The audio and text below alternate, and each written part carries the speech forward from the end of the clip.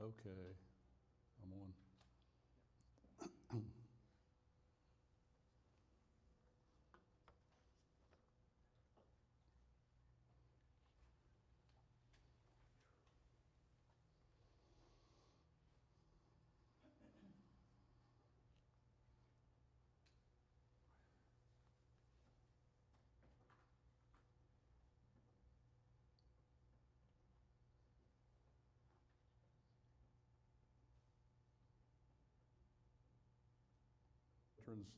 Federal benefits for veterans.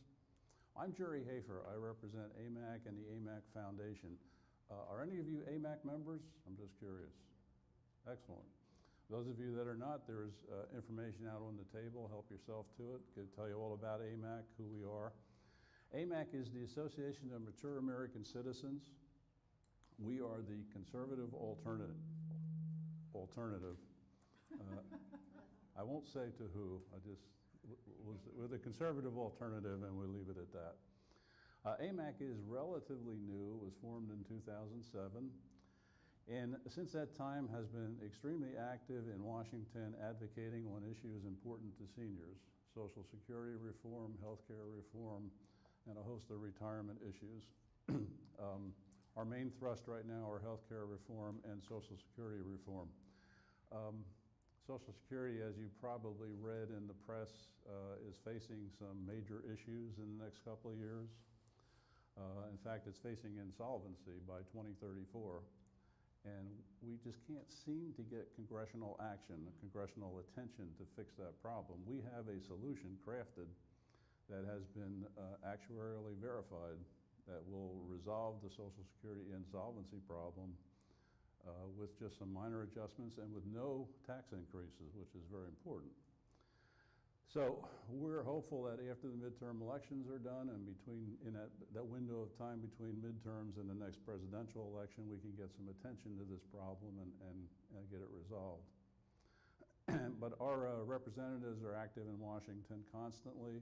Our president is up there very frequently, going from congressional office to congressional office and explaining to them our position on these issues. And we are getting attention, we are getting traction. We have 1.4 million members now, so we're no longer a startup organization.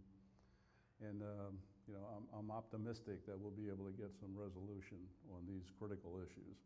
But that's what AMAC does. AMAC is the organization that supports America's seniors. We take direction from our members. We poll our members regularly, and we take direction on the issues that we undertake on behalf of seniors. We get opinions from our members and act on them. So that's AMAC. The AMAC Foundation, which I represent directly, is relatively new also. We were formed in 2014, was our first full year. So we're really only in our 5th year of operation. And our mission is to educate and support America's seniors. And we do that many different ways. I'd like to show you a very brief video.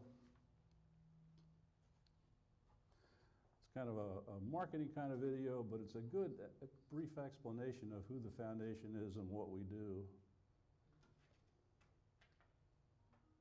One of the many areas AMAC is dedicated itself to is the information needs for older Americans. The AMAC Foundation was formed in 2013 to provide seniors with guidance through their retirement years and providing valuable free services. Among these services are seminars and workshops on topics of interest to seniors, and a Social Security Advisory Service. The AMAC Foundation has hosted a major healthcare symposium in Washington, published a 138-page handbook on America's Social Security system, and staffed a devoted team of certified advisors to answer any questions regarding Social Security. The AMAC Foundation's online presence is robust, with a dedicated website that provides event schedules, articles, and resources for seniors. The Foundation also maintains 2 information-packed topical websites, one for Social Security and the other for healthcare issues, including Medicaid.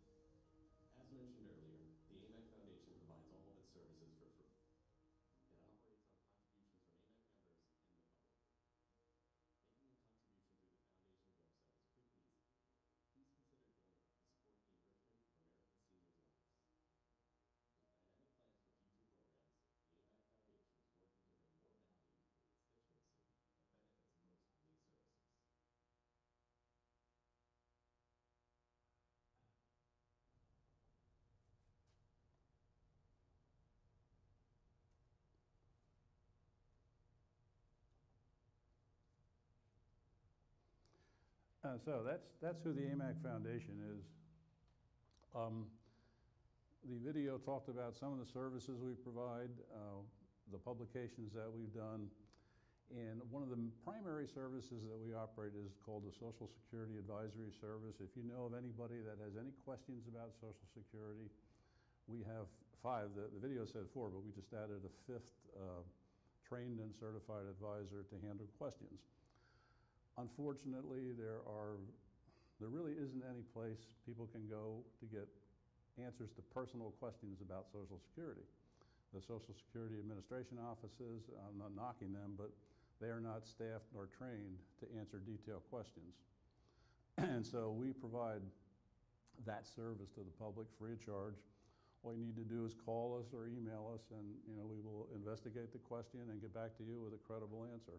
And we handle about 300 inquiries a month, so it's become a very popular service. The other thing that we do is seminars like this. We conduct on average, about 2 seminars a month on topics of interest to seniors. And at the end of this session, we will give you an evaluation sheet and ask for any suggestions that you may have of topics that you would like to see us present in seminar fashion like this. As I said, on average, about 2 seminars a month of a range of topics, from Social Security basics to Medicare issues, to even technical issues. We do a very popular session called Cutting the Cord, Life After Cable, Getting Rid of Your Cable Company. And that's become very popular. We've done that 6 times now, and each time we do it, it's a full house. There's usually around 90 people that attend that session. So that's a very, very popular one. Not sure what that says about cable companies, but it is very popular. And another one we've done 13 sessions now. We're in the middle of the 13th session on a session titled, it's a 3-part session, 2 hours stretched over 3 weeks. And it's called Sudden Death, Are You Prepared?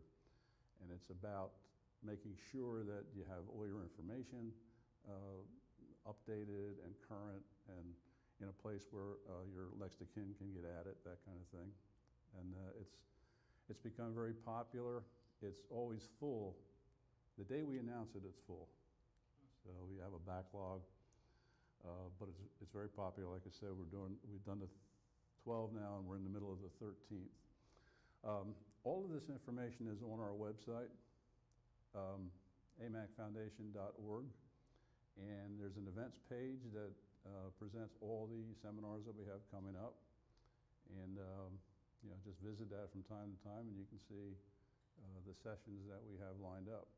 And if you go to that website, on the home page at the bottom, there's a subscribe button. You can subscribe to our newsletter. We have a monthly newsletter that is a little bit of a preview of what's coming up at the foundation. So feel free to sign up for that, and you'll get on the list for our monthly newsletter. And that's the end of my advertisement. And so what I'd like to do now is introduce today's topic. It's federal benefits for veterans. And I'd like to specifically introduce our speaker, Thomas Spencer. We are fortunate today to have with us this gentleman, very highly qualified.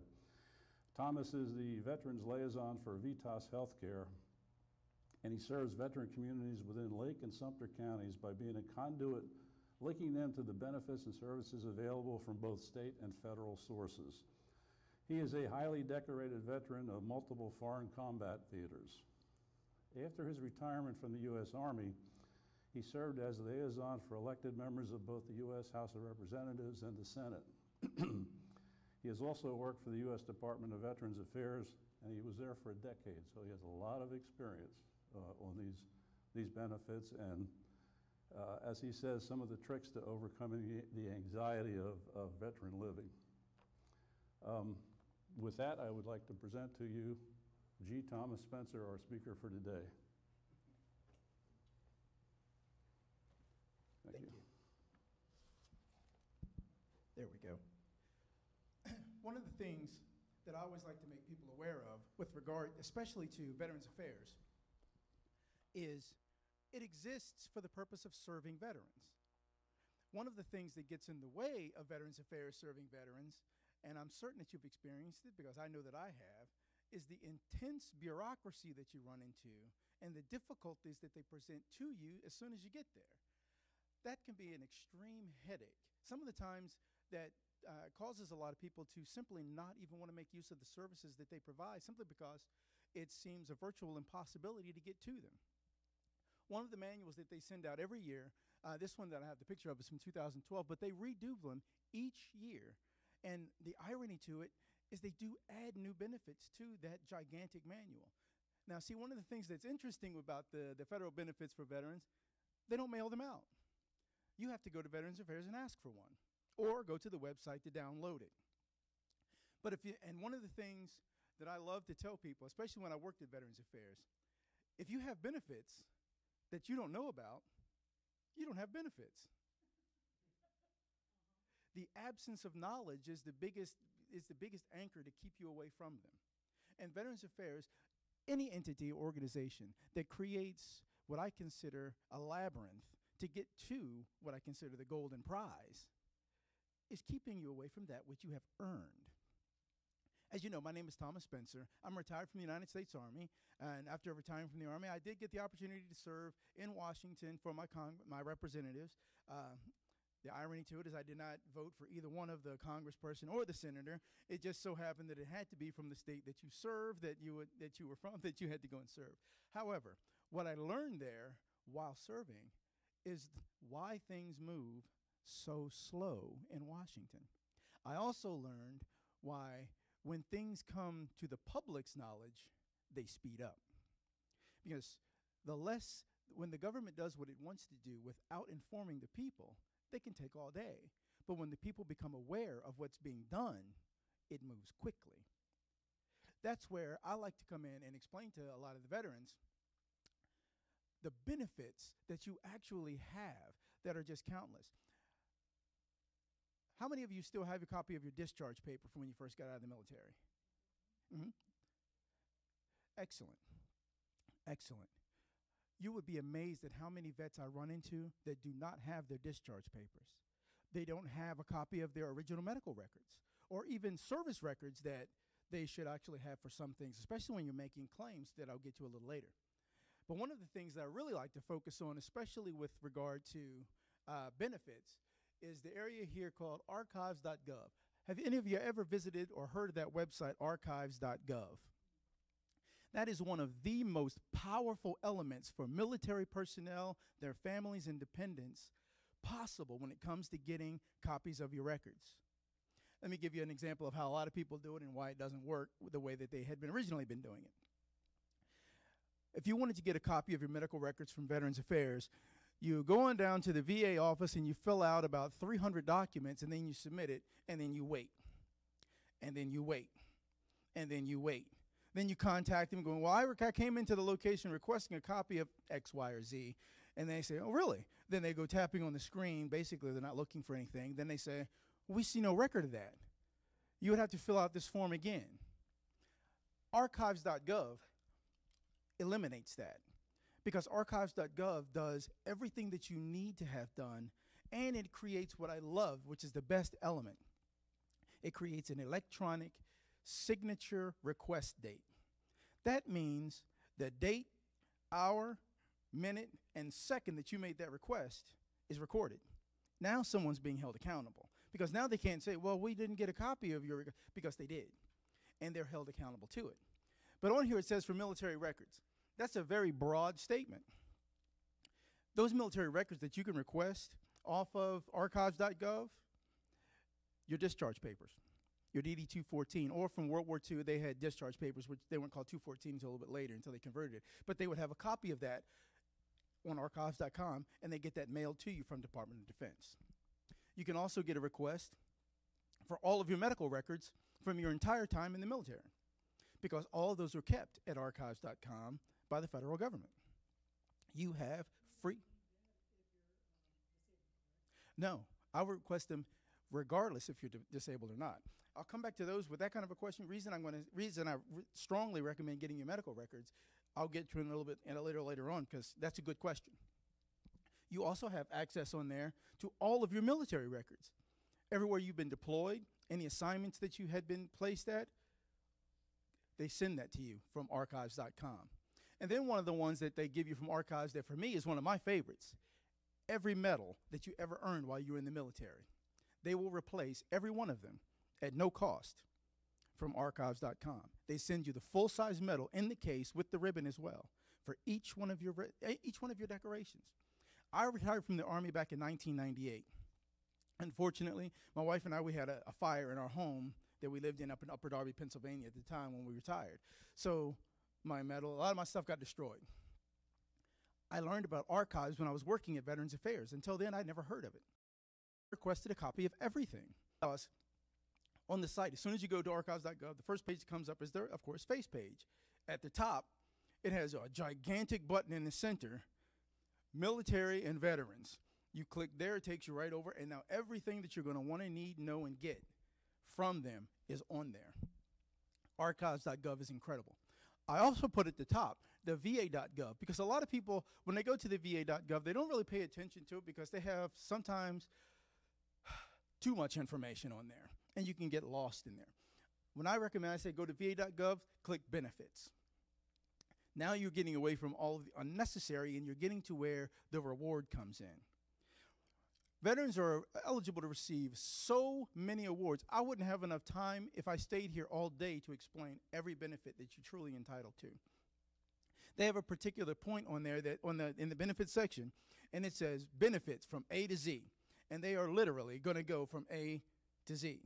When you click it, it has each letter. You click A, there's about 50 items in there that begin with the letter A. Each letter, there are benefits just because you're a veteran or the spouse of a veteran or the widow or widower of a veteran, because the benefits go beyond when that vet passes away. It is countless, and these are references. The other at the bottom I have for veteran services offices. They have them all over the state. They have them in each one of the counties has a VSO, veteran service officer.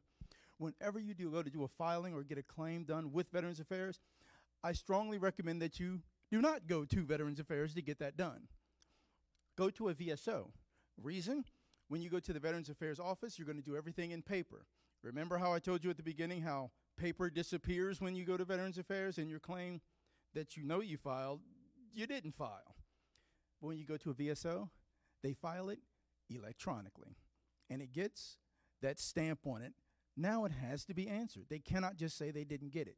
The other thing that comes from the Florida Department of Veterans Affairs is when you get service-connected disabilities, benefits out the wazoo are available also from the state of Florida when you become service-connected disabled. And I'll get to how you get ready for those a little bit later, because it's not as difficult as it may seem, nor do you have to be in a wheelchair or an invalid or near death. None of those things matter. I myself, I'm retired, and I'm 90% service-connected. Do I look like I'm 90% service-connected? No. But the disabilities that I have aren't the ones that are just clearly visible. There's a whole lot of other types of disabilities that you can get rated for. And as I always recommend to vets, if you ever went to sick call, you're eligible for service-connected disability. For basic eligibility, and this is something that quite often gets where myths begin. These are the most simplistic. Of course, you have to be discharged from the active military. That part is a given. But one of the ones that a lot of people have the idea of is that in order to receive eligibility from Veterans Affairs, you had to serve in war. That is untrue. You only had to don that uniform and serve your country. Something my father taught me, you had to serve something greater than yourself for a period. And from that, you become eligible for Veterans Affairs and their services. An enormous myth that is always floating around out there is that I earn too much money and I am ineligible for Veterans Affairs. That is a myth. I was explaining when I was sitting out in the lobby that is a huge myth that people believe, that if I earn $100,000, just throwing a number out there, and I own 2 homes that are worth $300,000 apiece, I'm ineligible for Veterans Affairs because I make or have too much money. That's untrue. What they do have, if you are a high-income earner, they have it where it's set that you will have a copay. Similar to if you have Blue Cross, Aetna, or any other health insurance, when you go to see the doctor, you pay $10, $15, $20. when you come to see your provider or whomever the specialist is. But as I get into a little later, there are methodologies where that's going to go away too. Remember those service-connected disabilities? That's the key, and they're not that difficult to obtain. But every one of these are the opportunities to get into getting Veterans Affairs benefits. This one is another that keeps coming up, the dishonorable conditions. Veterans Affairs has two segments within, well, three actually. They have the benefits, they have the medical, and then of course they have the burial. If a veteran comes out and they were dishonorably discharged, at the initial they are ineligible for receiving any benefits from Veterans Affairs. However, under the benefits side, they have a filing that you can do, which is a challenge to that dishonorable discharge, where Veterans Affairs works on that veteran's behalf to get that dishonorable discharge converted. Majority of the time, that dishonorable becomes a general under honorable conditions. That opens you up to every benefit. Most veterans who have been dishonorably discharged, I have known 3 myself personally that I've met since I've become working with VITAS. 2 of them so far, they've all filed, but 2 of them have had their dishonorable overturned and converted to a general and now receiving benefits. But then the bigger piece of it, one of those 2 is now 70% service connected. He spent 20 plus years as a dishonorably discharged vet because he was unaware that he had an opportunity to get that overturned. But we got the filings done. He used a VSO location in Lake County. End result, he's now receiving benefits he never gotten before. And a lot of his cost of living and things of that nature are now being met by having a provider that he no longer has to pay for within Veterans Affairs instead of having to pay a higher price for them on the outside. This is one of the things that I do within VITAS. VITAS itself primarily specializes itself as a hospice company. And everyone knows that a hospice company cares for someone who is in a near-death scenario, case of life, and we come in and we give them care and comfort so that they can have their last years in life or their last times of life will be comfortable when they can spend with their family. That is a heartbeat of what VITAS Healthcare does. What I do is completely separate from that. Well, I wouldn't say separate, but different. Because my specialty, I do help with the hospice industry because I help with veterans who are on it. But my prime directive is to assist veterans in Lake and Sumter County, whether they are hospice or not. The mass majority of the ones that I help and assist, they're not hospice patients or clients. They're just veterans who are seeking more information like you are here today. That is who I serve. As I mentioned, those are the types of discharges that has to happen. Honorable is what the majority, I would say 90 to 95%, if not higher, get when they get out of the military is an honorable. I retired with honorable, under honorable. Then there's general, and then we come to the ones at the bottom, and these are the ones where the troop did something. You did something that caused it. But just like with a person on the outside, there's always an appeal to overturn a bad decision. Well, that works the same when it comes to a discharge. That's when it comes to making use of those VSO officers and Veterans Affairs to get that thing overturned and present why that was a bad decision made by that organization. Even someone who was discharged with a dishonorable under bad conduct where they were court-martialed. Okay, yes, you did X or Y while you were in the military. But that conviction should have nothing to do with how you served. Because I've known many troops, even when I served in the military, that had been in there almost over 10 years, made an enormous mistake, and got court-martialed for it. It could have been misplacing a classified document. That's a serious offense. But you had 9 years of excellent service. Should all of that be eliminated by a mistake? Yes, you did make a mistake. You're going to pay for that. But you shouldn't have to have the entire career you had in the military smeared by that mistake for the rest of your life. Those are the types that file for that appeal to get that thing flipped over and turned into a general under honorable conditions. Remember before I was talking about the separation documents and any of the items that come up. This is the greatest thing I would say the greatest thing since sliced bread. Archives.com is the conduit to getting the documentation to prove information that Veterans Affairs may say didn't happen. I'll give you a really good example. For me, one of the injuries that I sustained that was significant was I was in Airborne. I served in the 82nd Airborne Division for almost 6 years during my time in service. And the irony to it, my last jump when I was in the 82nd Airborne, before I was going to leave, we had to go out and do it because we were going to be what's called a pay herd. Because you have to do so many jumps each 3 months to stay on jump status. Well, at that particular time, we were having storms left and right. So all the jumps that we had scheduled were getting canceled. Well, it was coming to the end of a quarter, and we had an entire brigade, which is 3 battalions, that's going to be pay hurts. And you would all have to go back to refresher. You get all stripped from position until you get, and that, they don't have time for that in 80 seconds. So on this particular day, I didn't want to do it because I knew this was going to be my last jump. I was PCSing overseas, so I was like, can you just put my name on there that I'm going to be on the jump and just, I'm not on the jump? Unfortunately, nobody would do it, so we had to go out and do this jump. We went out, and it was raining and storming. There was a very low cloud ceiling because it was a storm that day. I jumped out like with everybody else. I was the 8th jumper out of the plane. 8th jumper. When I came through the cloud cover, I didn't see anybody because they should have already been, they should be below me because they went out before me, but I saw nothing. Then I could finally see my parachute because the cloud cover before I couldn't see above. I had a partially deployed parachute, but I couldn't tell my rate of descent because I couldn't see anybody. Well, when I came through the clouds and I saw that, initially I pulled my reserve because panic comes in. I was like, oh my God. So I pulled my reserve. I was maybe 500 feet above the ground when my reserve chute deployed. I hit the ground hard. Needless to say, I broke both of my legs, fractured my shoulder, and had a concussion. When I got out of the military, this occurred, and this was a fact. I didn't get this injury just by walking down the street. I went to do my first filing with Veterans Affairs, and they said, unsubstantiated. We have no medical records that this ever occurred. What? Are you kidding me? But because I knew about archives.gov, I requested my own copy of my medical records. My own copy of the medical records had the admission, had the statement from the medic that was on the scene, had the hospital record when I got medevaced over. The entire account of what truly occurred was in my record. But for some reason, Veterans Affairs didn't get it. And they were going to base their decision off of it. They could see the injuries, and they can see what happened. And they could see by my own testimony what the injuries were.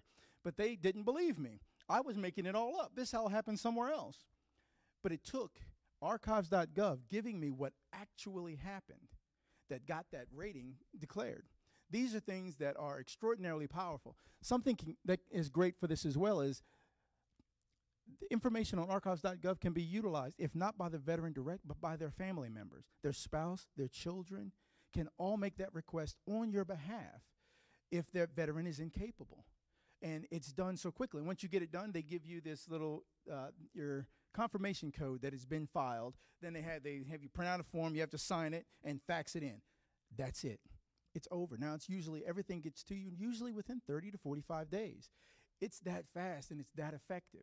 But these are documents you have to have before you can do anything in Veterans Affairs. You have to have your discharge papers. These are the ones that they have listed. And of course, if the veteran's married, they need a copy of that. And needless to say, if there's a death certificate and there's something's going to be getting filed by the widow or widower or one of the family members, that they would need to get a copy of that to Veterans Affairs as well, because these are supporting documents. Now, of course, your marriage license and death certificate is not going to be kept at archive.gov because that's personal. That's not something that the military has, unless the vet died in combat. Then it is. But if it's something that occurred at the civilian time, that's not going to be listed on there. But everything else, you would be able to pull from archives.gov. This is where we get to what I mentioned before, the service-connected disabilities. Service-connected disabilities are not always something where you had to have served in combat. Service-connected disabilities are anything that occurred while you were in service. See, a lot of people think that service-connected means it's combat-related. No. You could have been working in the mess hall, and on that one particular day, you were making soup. Some of the soup got on the floor, you slipped. You broke your arm. That is a service-connected disability. You could have been in the infantry, and you were doing road marches out the wazoo. I remember doing that kind of stuff. Your feet hurt. You go see a medic because you have a blister. Guess what? That's a service-connected disability. If you carried a rucksack, and then later in life, your back hurts. Guess what? That, too, is a service-connected disability. That's why I always tell vets, if you ever went on sick call, that is a service-connected disability. I went to the military. I didn't know I was allergic to bees. One, I'd never been stung by a bee, so as far as I was concerned, I'm not allergic to them. I got into the military. Needless to say, on one field expedition, I got stung. I learned at that point I'm allergic to bees. Being allergic to bees is a service-connected disability. I didn't even know that. I mean, I was that way before I got there, but I didn't know that I was, until I got stung, I didn't know. But it occurred while I was in the military. That's the first recorded occurrence of it. That became a service-connected disability. If it's a female, as an example, she goes into the military, and she's married or not married, and she gets pregnant, has a child, and something happens to the uterus. Guess what? That, too, is a service-connected disability because it occurred while you were in the military. If you stumped your toe, got a fingernail popped off, if you got a splinter, I don't care what it was, if it occurred while you were in the military, it is a service-connected disability. Then there's another methodology. Let's say it's not in your medical record. There is nothing that really shows that whatever the injury or illness was, that it truly occurred. We don't have any record of it in your military record. You can get what's done is a sworn affidavit from anyone that you know who was in the military with you at that particular period of time, even if it's your spouse.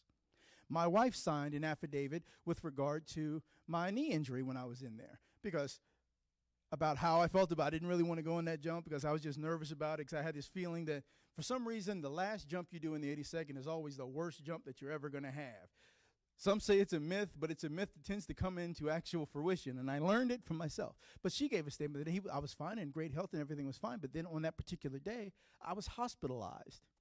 So not only did I have my medical record, but my wife and I had a couple of other people that I served with also gave that statement to even give it even more support, because I wanted to do a filing that they have at Veterans Affairs now when you're going for a service-connected that is a rush order, a rushed filing. This type of filing gets done when you have an overwhelming amount of information that's going to prove your point, and they can make that determination in less than 30 days. You won't have to come in to get an evaluation, and then they'll make that immediate determination. I recommend that to veterans when you've got so much evidence, be it medical records, testimonials, photographs, whatever. Get a rush decision. Majority of vets that make those types of files get their disability rating that goes up. Remember earlier when I was talking about how if you're a high-income earner, you have a copay that they would have you pay, it's like $15, $20 per visit. When you have a service-connected disability above 30%, you don't pay copay anymore, and you have access to everything at Veterans Affairs except dental. To get dental, you had to have a dental service-connected disability or get rated 100%. 100%, you get everything and a ball of wax from Veterans Affairs and from the state of Florida. But getting rated is for anything that occurred, anything. Keyword is anything. From the last standing, this is the standard monthly rate that they would send you for the rest of your life. Now, this is where these percentages are without any of the other add-ins that get put into that service-connected disability. This is your standard rate with no dependents. Now, if you're married, there is an additional amount that gets added to it. If you have children or grandchildren that reside with you, there is an additional amount that gets added to it. If your service-connected disability is something that inhibits you in certain ways, a certain amount gets added to it. For me, with my knees, my lower back, and my shoulder, those are things that limit me. So I don't do a whole lot of heavy walking too often. I usually walk with a cane the majority of the time, but today I felt really good and I left it out there in the hallway. But if I get to where it's going to start to hurt, then I will gladly, have my associate Chris, who's in the back, go and get it for me, and I'll make use of it. But for the most part, I walk with an assist device item, so that's an add-on to my service connection. The other portions that get added, there's countless things that can get added to it, but I always like to show what the base flat line is for those service-connected disabilities. And again, this is for the rest of your life. And this is a tax-exempt income because it's based on disability. It's not retirement, so this is a disability-based income. The other benefits in the state of Florida that come with regard to when you get any of this is you get a homestead against your property tax, where your property tax is going to come down. From 10 to 90%, depends on what county you're in as to how much you're going to get. But whatever the case is, your property tax is going to come down. You just have to make them aware that you're a service-connected veteran. You can get this letter for free from va.gov. I'm sorry, not va.gov, but your records that you can get to off of the archives. And they have a letter that gets pre-populated. You can print it out. Take that one to your particular county property tax location, and then the year not the year that you're in now. So if you turned it in now, you're not going to get it for 2018. But in 2019, it goes into effect. Your homestead's there forever. Now, when you get to this jolly number of 100%, you will never pay property tax in the state of Florida again. You will not pay, well, for any of them, you will not pay for your hunting or fishing license. For any of them, you will also get access to all of the state parks in the state of Florida at no cost, forever. You also get, when you're rated with any of these percentages from the federal level to national parks, you get an access for life to all national parks at no, well, it is one cost. They charge you $7.50 to mail you that permit. And then that's it for the rest of your life. These are some of just a handful of the benefits that this provides you everywhere in this state. Florida is one of the most veteran-friendly states in the country, and I love it, which is one of the reasons my wife and I and our family chose to retire down here, which I couldn't stay in retirement. That's why I do what I do now. But these benefits are priceless to where it assists veterans and their family members. And I'm not certain if you've ever experienced, whenever you go to Home Depot or Lowe's, they give you 10% off just by being a vet. Then there's a lot of restaurants and stores that give you percentages off just by virtue of the fact that you're a veteran. One of the things that I love is every year, if you go to the VA.gov or if you go to one of the veterans locations, even the CBOCs, which are the small clinics in the communities, every year coming around Veterans Day, which is next month, they have a listing of locations that give a lot of stuff away free on Veterans Day. One of the ones that for me that I love, my family always makes use of it, is, I can't believe I just forgot the name of the restaurant. It's where you go in, you pay like $7 and you can eat everything that's in there. Golden Corral. For veterans, their spouse in there, and whatever children you bring with them or grandchildren you bring with you, they get to eat free on Veterans Day. All you have to show is proof of being a veteran, which is like your VA card or military ID, and then that's it. But there's countless restaurants that do the exact same thing. For me, I always tell my wife, Veterans Day, yes, I'm going to celebrate the fact that I'm a vet, but I'm going to go out there and get my list. Subway gives a free footlong, so I'm going to go to that one. Then I'm going to go over to this one. I'm going to get another one. And I want to go over here and get the free soda. Because I always look at it, I serve my country. Now I want to get a little kickback at least one day a year. But these are just a small sampling of the benefits that you have available to you right now. These are three of the ones that come into hand, and these also work with what we do with the hospice as well. But these are just assistance as well. One of the ones that I really like is the Veteran Community Living Center facilities. Before I retired, they opened up the Lake Nona location that's over near the airport, which is where the VA hospital is, and they have a community living center that's on site there. It filled up quite swiftly with vets moving into there, and I still go out there at least once to twice a month on the weekends just to go out and serve the vets and their families that are in there. That's one of the things that for me is one of the more pristine benefits that I love for vets, because for those that don't have the ability to own their own homes or they're destitute, for whatever the reason may be, they have something that's there for them. And that's something that I really think that's great, because the ones that are living there have medical needs and concerns, and they get to reside there and be treated. One of the other are the veteran state homes that exists. There's a community that's in Umatilla that I just learned about, that I went down and visited, that's a community that's being built to support veterans who are incapable of taking care of themselves, where these vets get homes. And there's a whole community with benefits, similar to any other HOA kind of community that you live within, but it's being designed just for disabled veterans and their families. That's something that I find that is incredible, and I really work hard to get myself behind that, because being a vet is to help a vet. And whenever I find ones who are down or need assistance, I always like to make sure I get the opportunity to plug them in to this kind of information and how to make use of it. All of this is on the VA.gov, and I always tell people, go to benefits first. That's where the deep well of information lies for what's going to benefit you.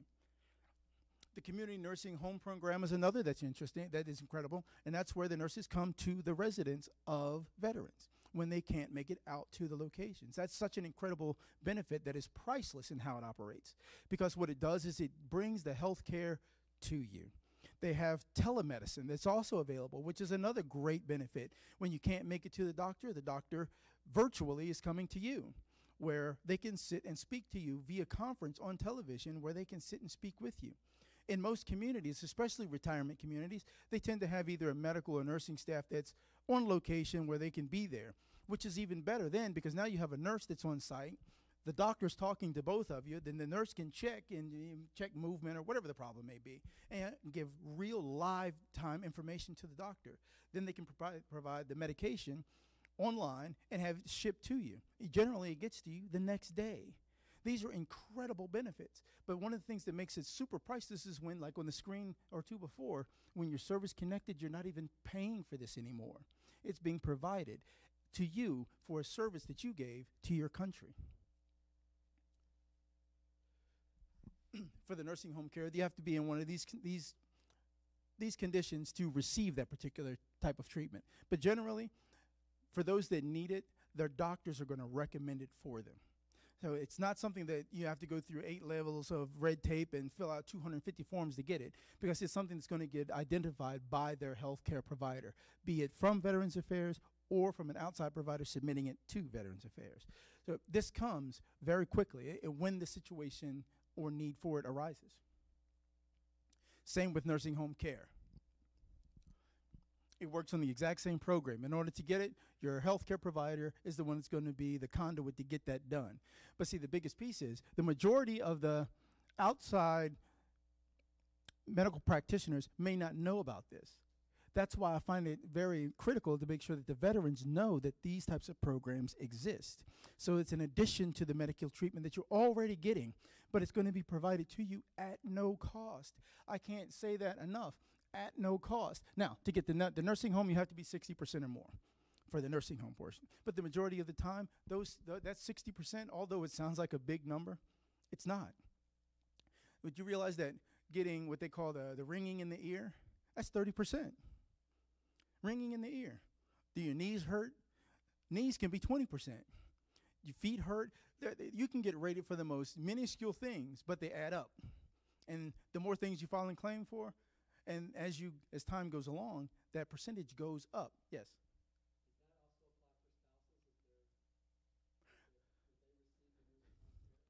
If the veteran meets that percentage mark. Whatever benefit the veteran gets, the spouse is eligible to receive that as well. So it carries over. One of the bigger ones that I'll get to in a little bit, it's one of my favorite of the benefits, it's called indemnity.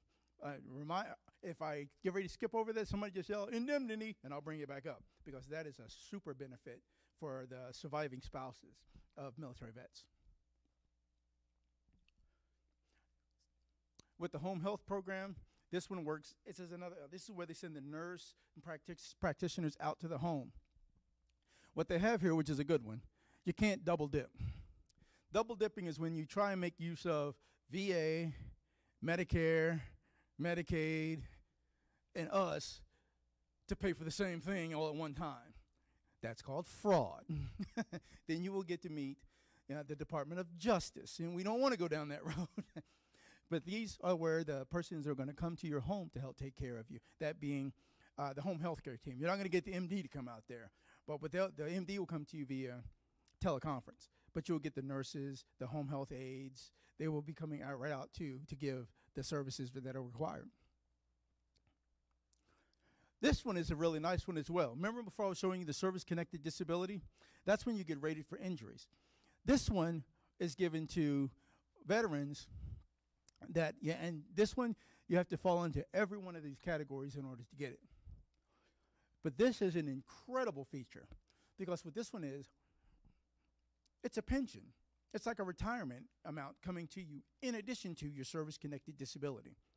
But it's designed for those who are in need.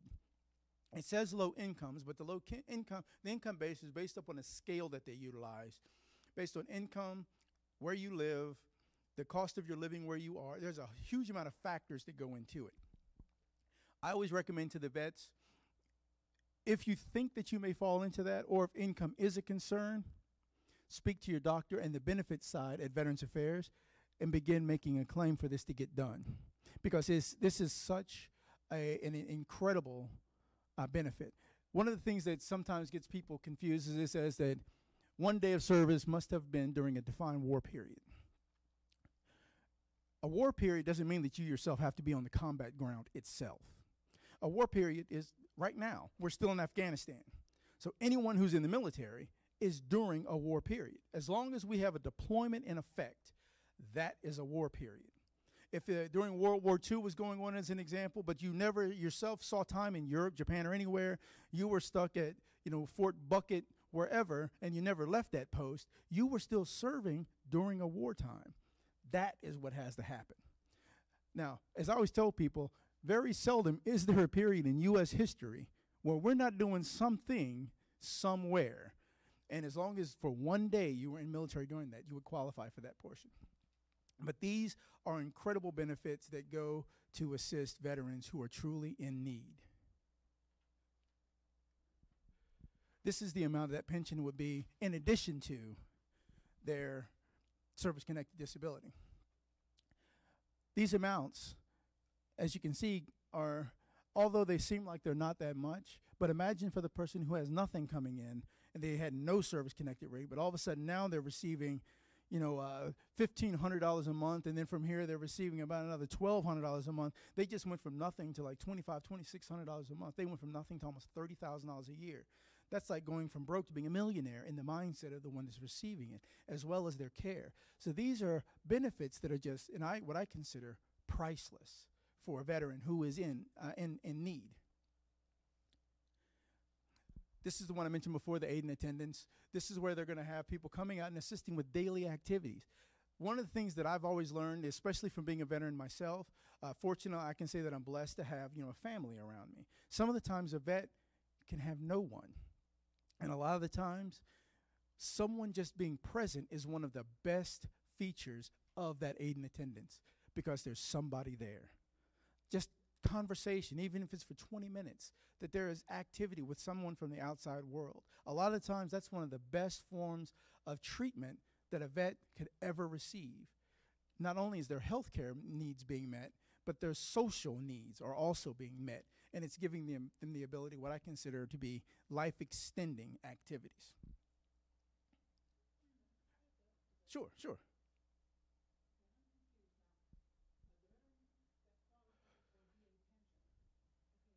Mm-hmm.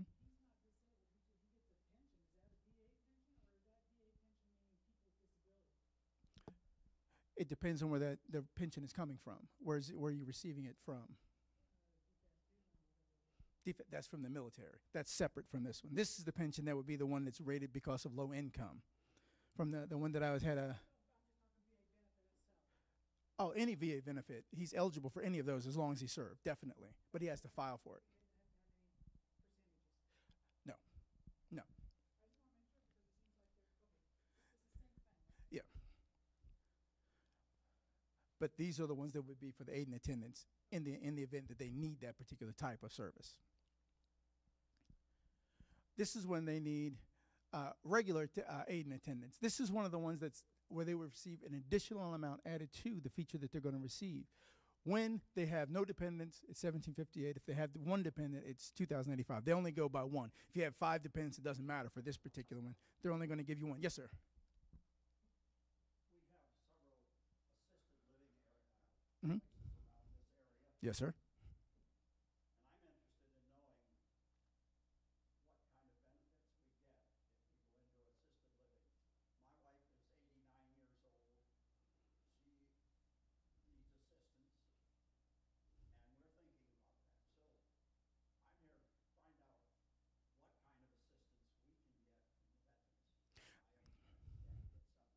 Yes, you can. That benefits and services that assist the ALFs, you have to utilize, as again, I go back to using a VSO. Do not do that just by straight paper. Use a Veteran Service Office. And you have one that's in Tavares. They have several reps that are in there. And they will assist you in getting the documentations and information that you need for that particular type of service. And how... One of the really cool things is a lot of the ALF areas, they have a lot of the documentation in there that you would need to make a filing for that. But I always believe, and I always recommend to the vets, if you're going to make use of that service, go get the knowledge before you go into that arena. So that way when you come in there, you've already pre-filed so that you can have it in hand. When you show up, let's say you want to go to the ABC ALF location, or Brookdale, 'cause that's one of the ones that I know that's a really nice one down in Claremont. You want to go there. It's the Veterans Service Office. I wish I had the address right off the top of my head, but you can't miss it because it's a nice building. If you go online or if you just Google, well, is this Lake or Sumter County? You're in Lake, good. You can just Google the Lake County Veterans Service Office, and it'll give you the address and the context. Mark Godinez is the supervising one there. I always recommend him because I used it. I can see Chris is back there getting information for me as we speak. Excellent. Because when you go in there, you call in, you make an appointment. When you come in, they're going to help you get everything that you're looking for. And they are very diligent. Sure.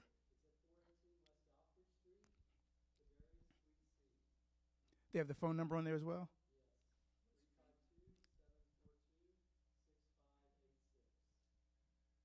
And what was the name of the street again? Alfred, A-L-F-R-E-D. Suite C. They have a huge sign out front of it. When you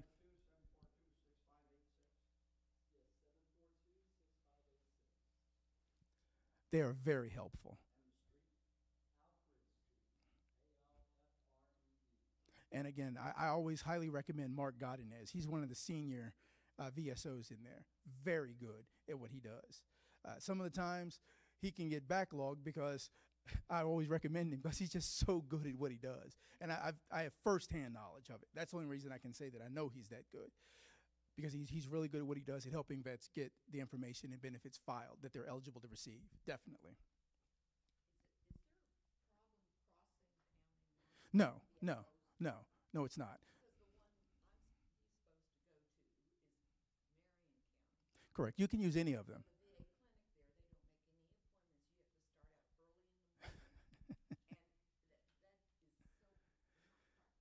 No, it is not. That leads me, I was going to mention this one later. One of the things that occurred in the past couple of months by our President Trump, he had signed a VA provision that allows veterans the ability to have personal choice. If the location that you are choosing, that you are choosing to utilize fits into one of two categories, you're eligible to make a personal choice towards using an outside physician. The first choice is it's too far. Whereas, an example for me, I have to drive all the way to Lake Nona, which from Claremont is close to an hour. That's a trek. And with what my job is, that would get in the way. So that's one eligibility.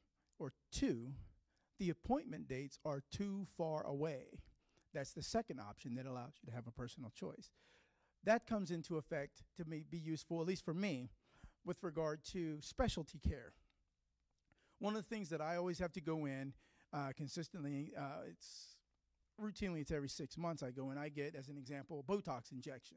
No, and it's not to keep my face young so I can look like I'm in my 20s. That's not the purpose of it. Mine are for severe migraines. And my migraines stem from a gunshot injury that caused partial blindness in my left eye. But you couldn't tell that I'm blind in my left eye. But I am. But because of that, I get consistent migraine headaches.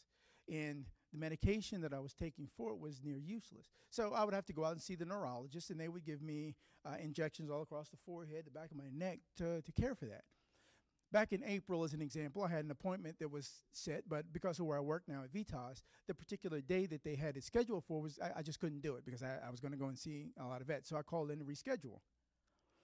They told me on the phone, they said, well, we can reschedule that one for you. Next available date is in January 2019. At the time, I had no choice. That was my only option. But after I learned about, because I always watch the news and I always get my updates on Veterans Affairs so that I can keep the vets in the community aware of these things. I called back in, and this was back in, it was early September. I called in, I need to change my date for my Botox injections.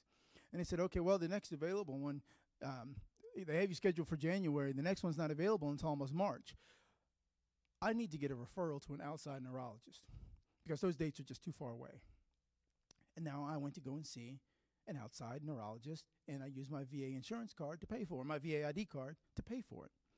That is a benefit that's available to you. But remember how I mentioned at the beginning, if you have a benefit and you don't know about it, then you don't have it. This is why this type of information is priceless to veterans. Because if they don't know, then they're not going to get it, nor will they receive it. This is one of the greatest things. I think that it's just incredible because it really assists people who are with Medicaid, Medicare eligibility. This information work gives you what they have, the new 5-year look back. Have any of you heard of the 5-year look back? Excellent. VA works in conjunction with that with regard to not only Medicaid, Medicare, but also Veterans Affairs medical as well. This is what I consider the trifecta benefit that to assist veterans that are in this phase of life.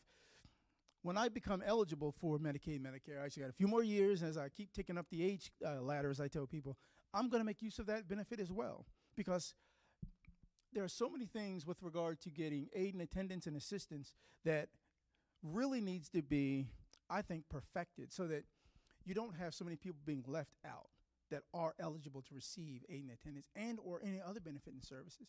So this is one that Veterans Affairs is strongly behind, which I think is a great mover for veterans. And this is something that they are starting to mail out to the vets as well. I've received a couple of their letters regarding it. So if you haven't, always go back to the I can't press it any much harder, va.gov, and go to benefits, because there are so many updates that they have on there that they keep refreshing. And a lot of people just don't go there and see it. I go there because, one, it's my job, but two, I have an interest in it as well. This is another that a lot of people don't know the full-blown mechanism as to how it works. One of the things I always tell people, my wife and I, we had a conversation, if you will. That sounds like a good way to describe it, as to where we would be buried when that time comes. Because a lot of the things that I had done when I was in the military, I am eligible for burial in Arlington Cemetery. Now, for me, that's a big thing, because you have to meet a whole lot of criteria for Arlington now. And I meet those criteria with some of the things that I've done while I was in service. But she doesn't want to have to go and visit my grave all the way in Arlington because we live in Florida. She was like, well, we can just go to Bushnell. I was like, I know we do have Bushnell here, but I want to be buried in Arlington. So we kind of came to an agreement. And was like, okay, here's the deal. If I pass before you, I'm in Bushnell. If you pass before me, we're going to Arlington. She was like, okay, we can agree on that one. And I was like, there we go. Now we have an agreement. But the burial and memorial benefits are something that's priceless. And it relates to both all the veteran spouses and their dependent children. They can all be buried at the site where that veteran would be chosen. If they chose, as an example, Bushnell, they would all be buried in the area right beside each other. And the veteran does not have to pass away before the spouse. Remember, I just said if she passes away first, we're going to Arlington. Woohoo! But in either case, she would be buried there before me. And then I would be buried right beside her. Aha. Only if she goes first. Only if she goes first. Otherwise, we're in Bushnell. But this is a benefit that meets for the family. It's an incredible one, and a lot of people don't realize what that benefit is. Now, it covers the burial and the headstone. It does not cover the funeral. Funeral is at the cost of the family.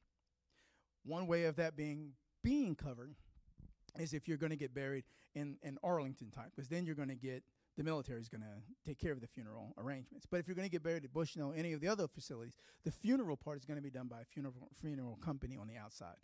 That is at your cost. You can be reimbursed for a portion, but that depends on what the service-connected disability is of the veteran that passed away, because based on that percentage can determine how much they're going to actually reimburse you. This is what is covered by when you get buried in a national cemetery. Every one of those is given at no cost to the family. One of the things that is costly on the outside world, if you have to pay for it yourself, that grave site, that grave liner, and that headstone, those are expensive. So those are costs that are just going to go away.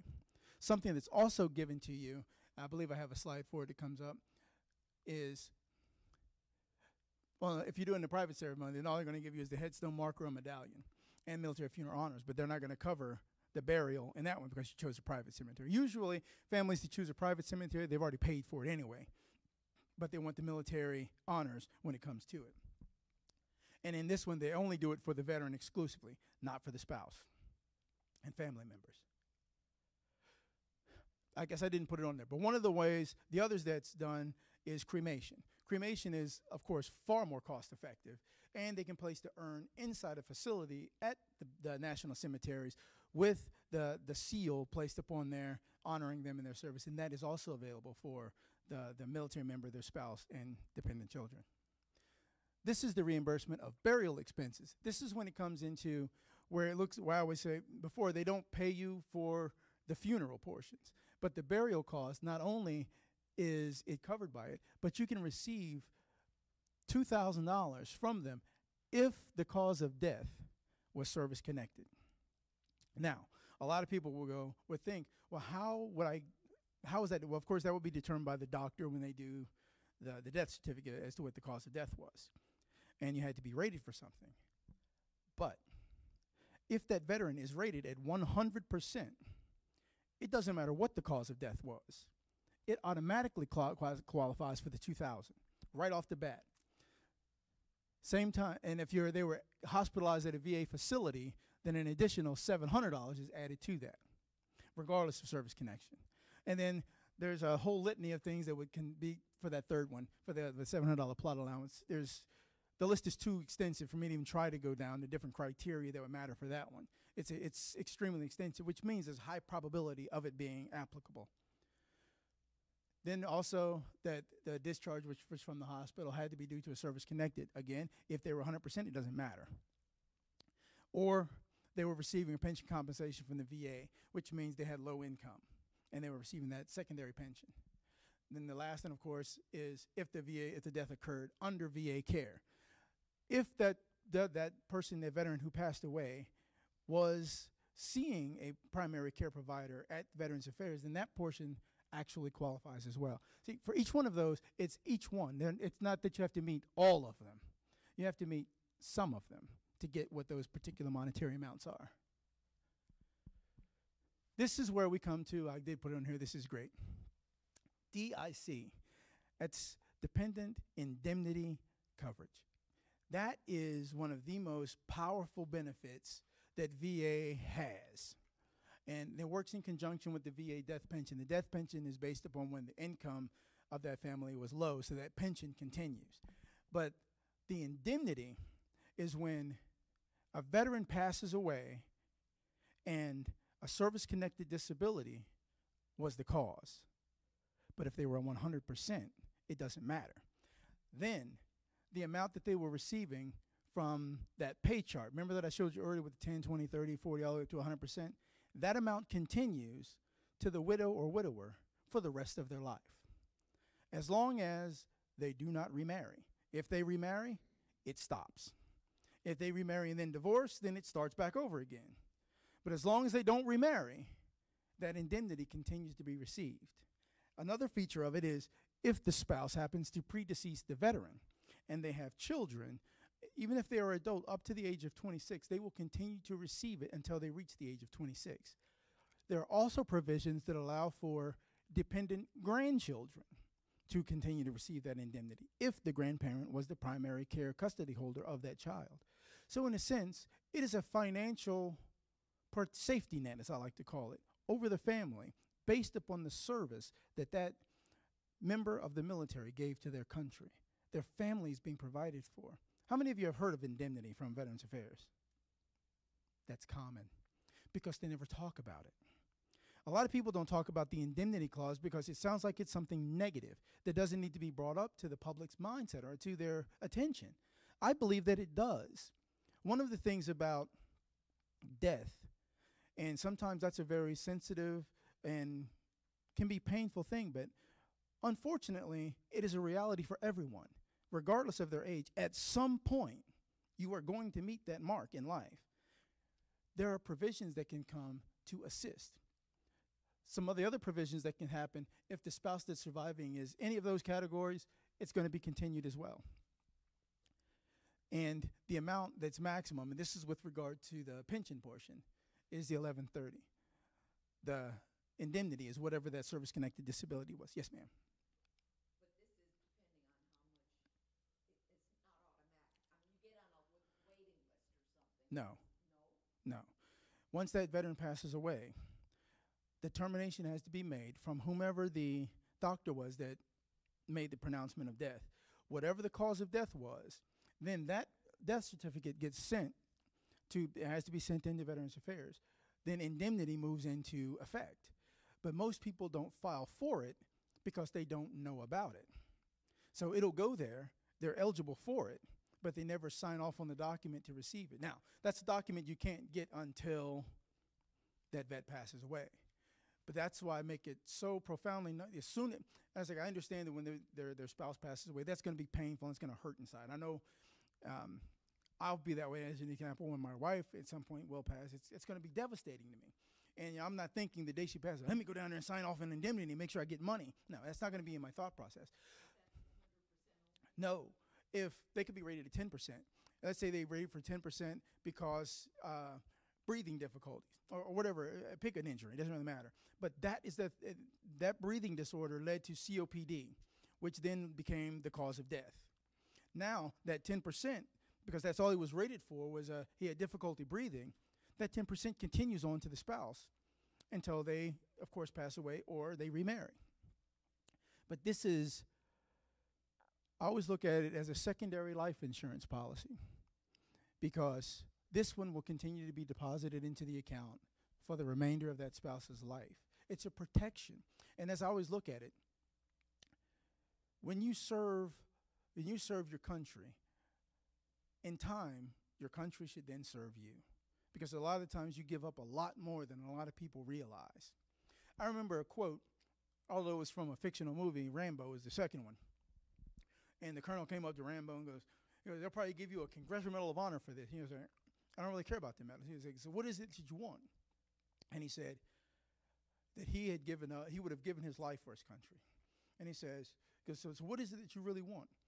I want my country to love me as much as I love it. That hit me inside. I was in the military at that point. And that was a powerful statement because I love my country then like I do now. So much that I would go back in the military today if they would let me back in there and serve my country again. That's how much I love it. I would do anything to defend it. At the time when I am in need, I would like for my country to defend me too when I need it.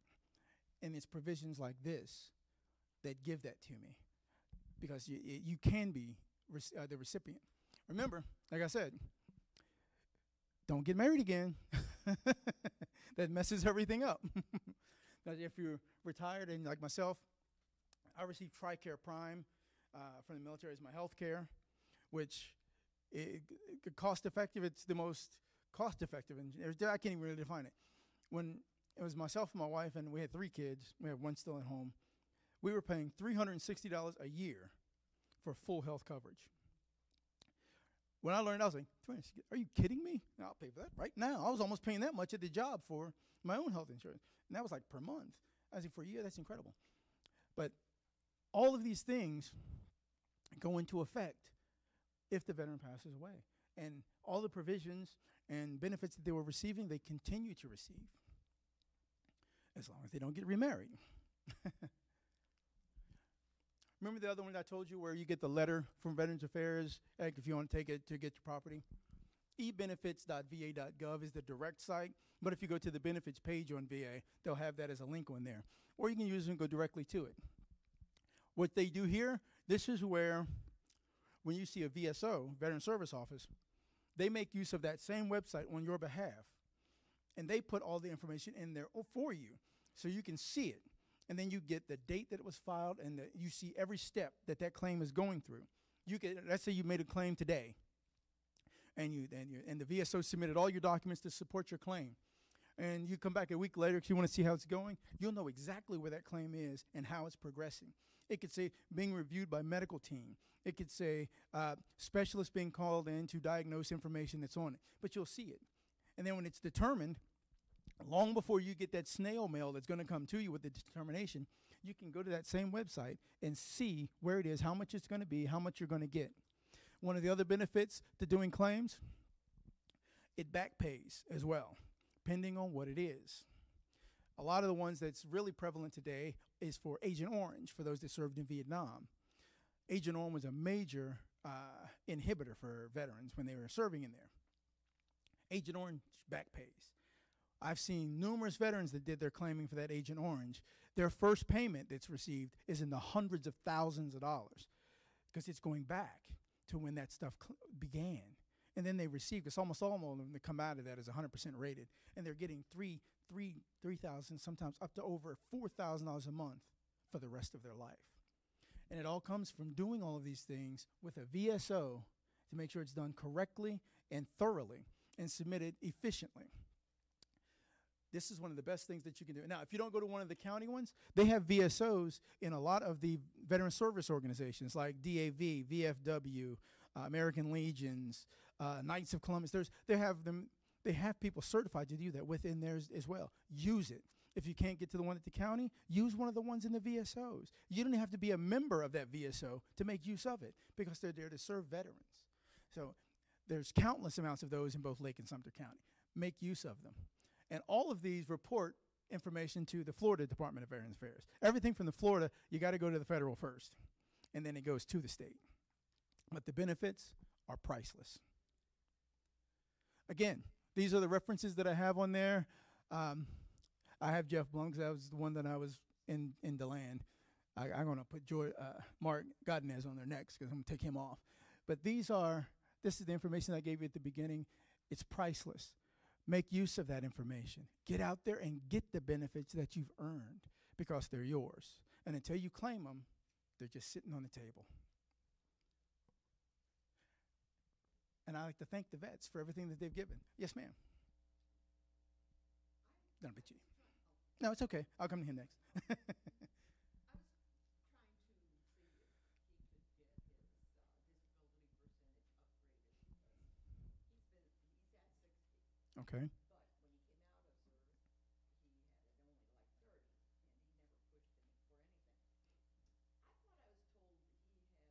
that he has diabetes 2 Mhm. related to Agent Orange. Okay. And I could have sworn they said if he had to go on insulin to come back in and whatnot. And I did, and they said that wouldn't make any difference. And I take it Veterans Affairs told you that. VSO took it. That's why I'm kind of It depends on. VSO, who you're talking to. Well, that's why I don't know who the one that you spoke to was.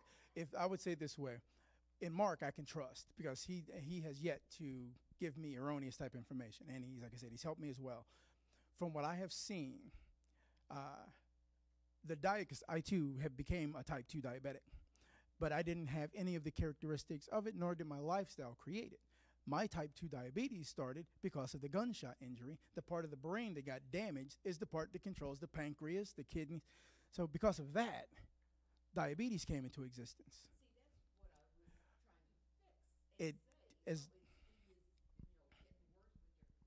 But they showed me a paper, and only these diseases can be related to the Agent Orange. He's not considered Agent Orange. Okay. Unfortunately, I can't give a medical on that one, but with regard to a claim, as long as it can be tied to something that happened while they were in the military, it can be claimed. Now, even if he wasn't there, if there's a way or something that occurred that caused or triggered it, that's when you have what they call claims that are secondary service connected. Because virtually everything that I have as disabilities all stem from the TBI that I had. Everything comes from there. So that's the primary.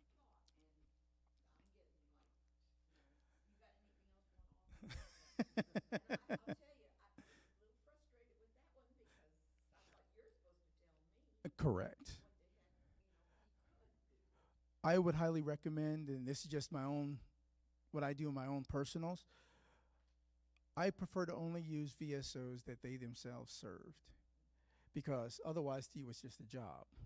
But when you find one that is a veteran, they have your interests at heart. And I say the same with regard to even some of the doctors. When you go to see a doctor that they them too are a veteran, their position is not the same as someone's who is not. And they give you what it is that you're looking for.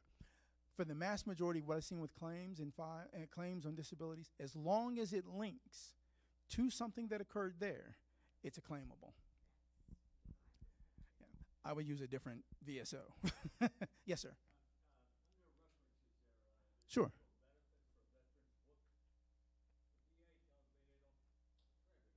You can get it online now. Yeah, they can be downloaded. Correct. Budgetary, they stopped printing them. You know, here's another one that was an annoyance. I used to always get, we had our TRICARE bill broken where they would bill us quarterly. It was like I think they charged you a little bit more, but it's like $115 a quarter. And they would send the bill, then we would send it in. That was like my mental reminder. Then they just stopped sending the bill. And that was just to save money on the millions that they were sending out in the mail. I was like, well, it'd have been nice if you would have told me that, because I went to go and see my doctor, and they did my insurance, and he said, well, it was denied. What? I've been here for, what are you talking about? Then when I called, they said, well, we didn't receive your payment for the last quarter. I didn't receive a bill for the last quarter. I thought we overpaid. And that's when they told us, I was like, well, we'll pay it now. So, of course, they reinstated it because it was an oversight.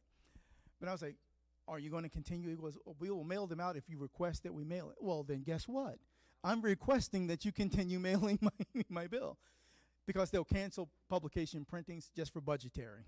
Unfortunately, welcome to the federal government. Yes, sir. Yes, I had a serious accident in the service. Mm-hmm. I filed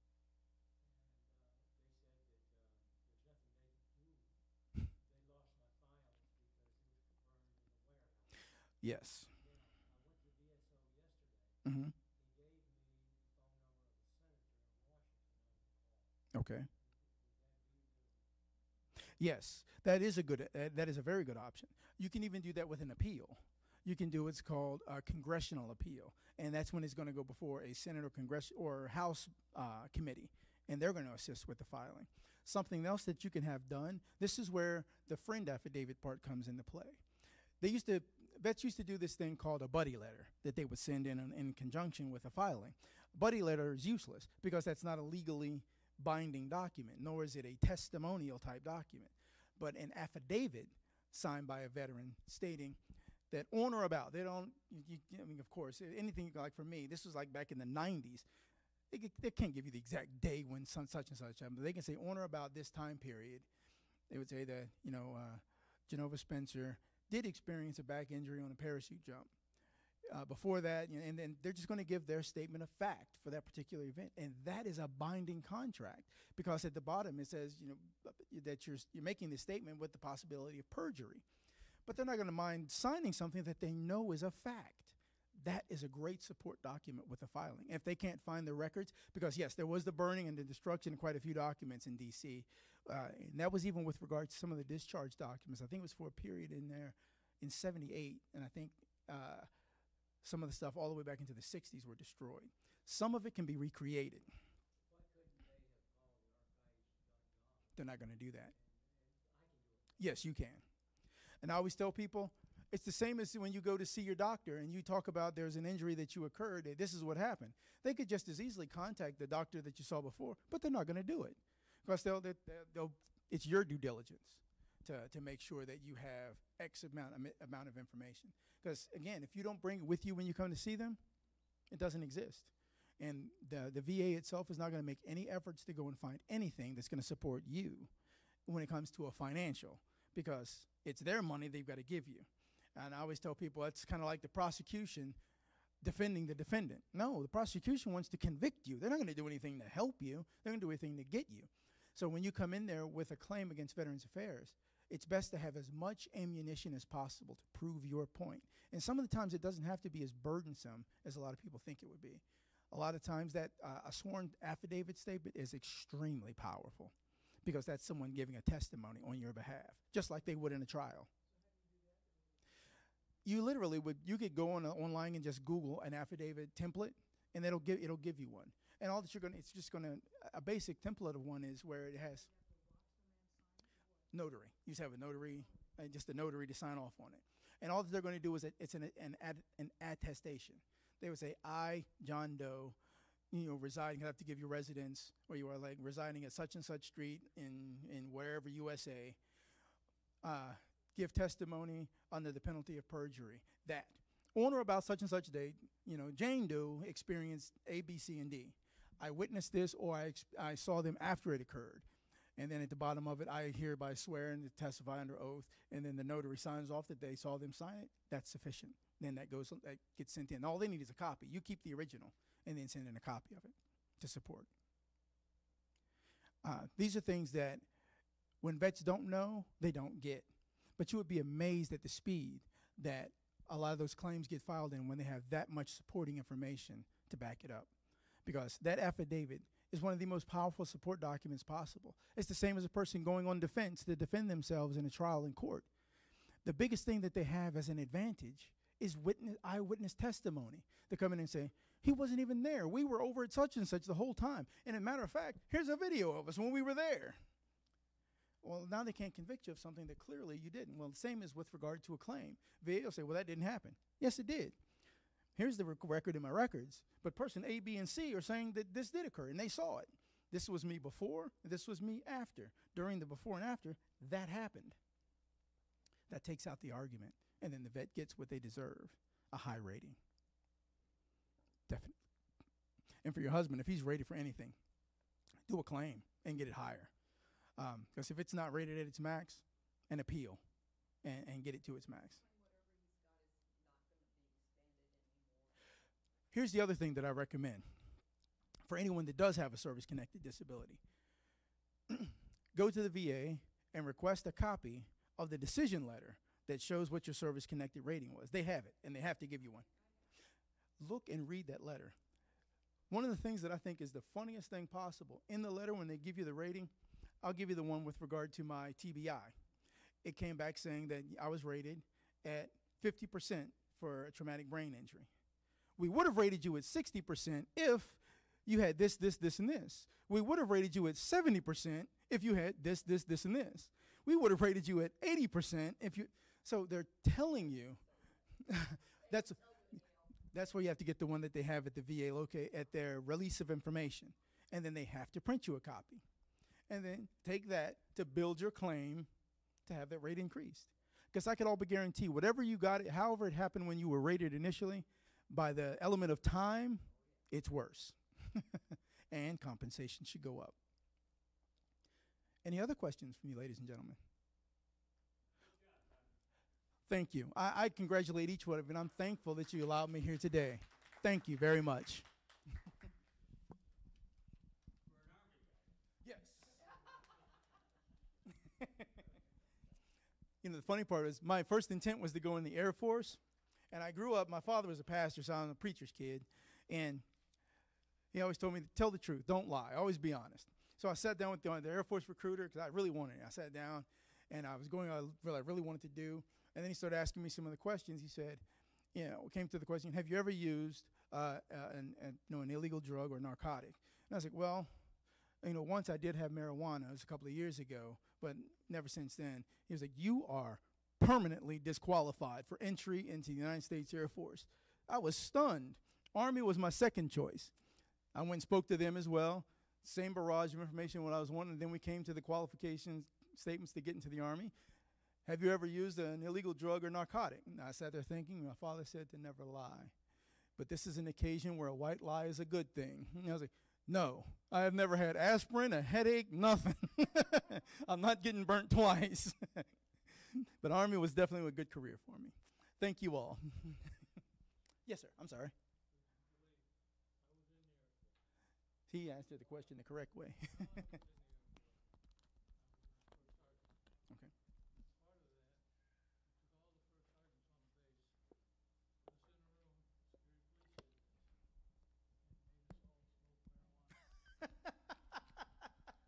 See, that's why I couldn't get in.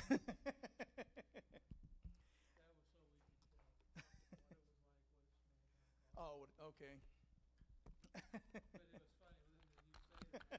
That's what kept me out of it.